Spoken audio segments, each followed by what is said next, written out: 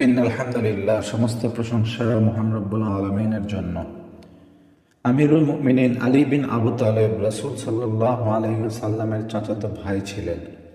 রাসূল সাল্লাল্লাহু আলাইহি সাল্লাম নিজের কন্যা ফাতেমা রাদিয়াল্লাহু তাআলা আনহাকে তার সাথে বিয়ে দিয়ে তাকে জামাতা করে ধন্য করেন। তার ভাইদের মধ্যে আকিল, তালেব, জাফর ছিলেন, যারা তার থেকে বড় ছিলেন। চার ভাইয়ের বয়সে 10 বছর করে ব্যবধান ছিল। তার দুই বোন ছিল, যাদের নাম উম্মে হানি ও জামানা ছিল।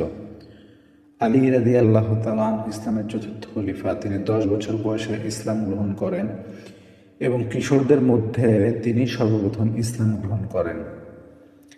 আলী বিন আবু তালেব রাদিয়াল্লাহু তাআলা আনহু বলেন, যে ব্যক্তি 4টি বৈশিষ্ট্যের অধিকারী হতে পেরেছে সে দুনিয়া ও আখিরাতের সুফল পাবে এবং তার পরিপূর্ণ সফলতা অর্জন হবে। 1. তাকওয়া, যা তাকে আল্লাহর নিষিদ্ধ বস্তু থেকে রক্ষা করবে। 2. উত্তম চরিত্র, যার মাধ্যমে সে লোকজনের সাথে উত্তমভাবে জীবনযাপন করবে। 3. সহিষ্ণুতা, যার মাধ্যমে অজ্ঞদের অজ্ঞতা দূর করবে। 4. নেককার স্ত্রী, যে দুনিয়া ও আখেরাতের বিষয়গুলোকে তাকে সহায়তা করবে। নাও আদির মিনাত তারিখ 1 নম্বর খণ্ডের 90 নম্বর পৃষ্ঠায় ঘটনাটির উল্লেখ রয়েছে।